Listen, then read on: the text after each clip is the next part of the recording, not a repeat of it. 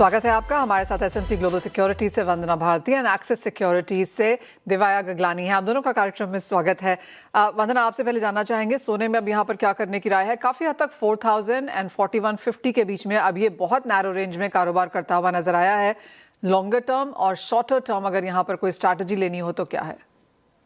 जी मनीषा, काफी क्रूशियल यहाँ पे कंसोलिडेशन है। लास्ट टाइम हम लोगों ने देखा था एक करेक्शन के बाद कंसोलिडेट किया, फिर एक हायर साइड मतलब देखने को मिला।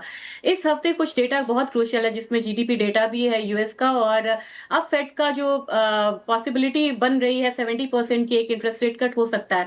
इस लिहाज से मुझे लग रहा है कि एक ब्रेकआउट, एक टेक्निकल लेवल अगर ये क्रॉस करता है तब यहाँ पे बाइंग करनी चाहिए, और भारतीय बाजार में ये है 1,24,200 के करीब। इससे ऊपर आती है तब यहाँ पे बाइंग करना चाहिए। और इसका जो अपसाइड मुझे लग रहा है रेजिस्टेंस जो है ये करीब करीब यहाँ पे होना चाहिए 1,26,000 का, और अभी फिलहाल ये इस लेवल से नीचे है। और सपोर्ट, इसका क्रूशियल सपोर्ट है 1,21,400। जब तक इससे नीचे नहीं है तब तक इसे हमें वीक नहीं मानना चाहिए। और इंटरनेशनल मार्केट पे मुझे लग रहा है कि सबसे ज्यादा ऑप्शन का जो कॉन्सेंट्रेशन है ये $3,900 है। तो मुझे लग रहा है कि मैक्सिमम फॉल इस सिनेरियो में लॉन्ग टर्म में, मतलब मिड टर्म लेते हैं 2025 में भी, तो 3,900 से नीचे से नहीं जाना चाहिए। और अपसाइड पोटेंशियल इसका अभी भी बहुत ज्यादा है, वो है 4,200 से लेके 4,250 तक। ऑलराइट, 3900 पे अच्छा खासा सपोर्ट, 4250 के टारगेट्स के लिए यहाँ पर बाइंग करना चाहिए डिप्स में लेकर। देवया, आप सिल्वर कैसे देखते हैं? क्योंकि वॉलेटिलिटी यहाँ पर भी है, लेकिन हैविंग सेड दैट हम यहाँ पर भी $2 में अटकते हुए नजर आए हैं। आपकी क्या राय है?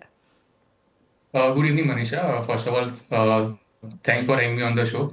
अगर मैं ओवरऑल सिल्वर की बात करूँ तो सिल्वर भी काफी नैरो रेंज में ट्रेड कर रहा है प्राइसेस में।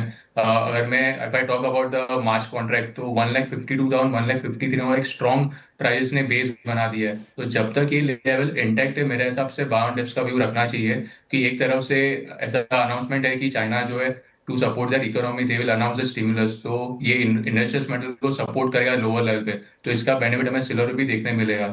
अगर मार्च कॉन्ट्रैक्ट का 1,50,000 के करीब आता है तो वहां पे हम बाय कर सकते हैं। स्टॉप लॉस हम 1,53,500 का रखें और टारगेट जो है ऊपर में 1,58,000 का मेंटेन कर सकते हैं। देव, अगर यहाँ से हम कॉपर की बात करें तो एक सपोर्ट यहाँ पर डेफिनेट बनता हुआ नजर आया है, लेकिन ऊपरी स्तरों पर यहाँ पर भी रेजिस्टेंस बनती हुई दिखी है। ऑफ कोर्स 2026 के लिए सभी ग्लोबल बैंक्स ने बुलिश टारगेट्स दिए हैं। ऑल नए टाइम हाइज यहाँ पर बन सकते हैं, ये भी बताया है। Near term and slightly longer term यहाँ पे कैसी रणनीति हो? कॉपर की ओवरऑल बात करें तो फंडामेंटल जो है प्राइस के लिए पॉजिटिव ही है। एक तरफ से सप्लाई कंसर्न जो है बना हुआ है because of the mine outage, और अभी जिस हिसाब से लास्ट वीक फेड ऑफिशियल्स के जो बयान आए हुए हैं लेटेस्ट की रेट कट की पॉसिबिलिटी है in the month of December. अभी प्रोबेबिलिटी जो लास्ट वीक 40% की थी अभी 70% की हो चुकी है। तो this will act as a tailwind for base metal prices.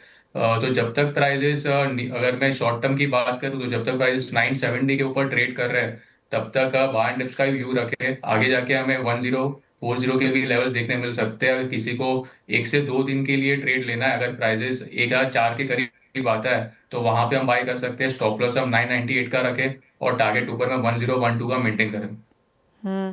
अच्छी खासी बुलिशनेस वंदना यहाँ पर जिंक में भी देखने को मिली है, जहां पर भी ये माना जा रहा है कि आगे जाके डिमांड अच्छी खासी देखने को मिल पाएगी। And then of course China है और फिर रेस्ट ऑफ द वर्ल्ड है, जहां पर डेटा काफी ज्यादा डिस्टॉर्टेड, डिस्टर्प्टेड नजर आते हैं।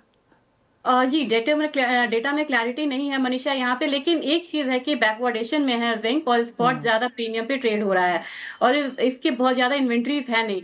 तो मुझे लग रहा है कि जिंक जो है वो सबसे स्ट्रॉन्ग कमोडिटी अभी बेस मेटल काउंटर की मुझे लग रही है। मुझे लग रहा है कि डाउनसाइड जो है वो लिमिटेड है, 294 से लेके 292 वाला जोन है, और अपसाइड पोटेंशियल इसका 311 तक का है। और इंटरनेशनल मार्केट में भी मुझे लग रहा है कि अब यहाँ से प्राइसेस जो है वो थोड़ा सा करेक्शन के बाद एक अपसाइड आएगा, और यहाँ पे पॉजिटिव ट्रिगर्स हो सकता है कि अगर चाइना यहाँ पे न्यू स्टिमुलस के साथ आता है और फेड का इंटरेस्ट रेट कट होता है तो मुझे लग रहा है कि एक बारी फिर से बेस मेटल काउंटर में अपसाइड देखने को मिलेगा। 2026 के लिहाज से वंदना कहाँ कैसे रैंक करेंगी इसे, बेस मेटल्स को, between copper, aluminium and zinc? मुझे लग रहा है कि जिंक पे काफी ज्यादा अपसाइड एक आ चुका है। मुझे लग रहा है कि एल्यूमिनियम में एक अपसाइड पोटेंशियल ज्यादा लगेगा, यहाँ पे होगा, और we can expect 295-290 zone in aluminium. और कॉपर की बात की जाए तो मुझे लग रहा है कि कॉपर को सेकंड यहाँ पे रखना चाहिए, और कॉपर में भी अभी मुझे लग रहा है कि 1075 से लेके 1125 तक का जो रेंज है वो यहाँ पे कॉपर में हो सकता है, क्योंकि ऑलरेडी बहुत सारा अपसाइड देख चुका है कॉपर।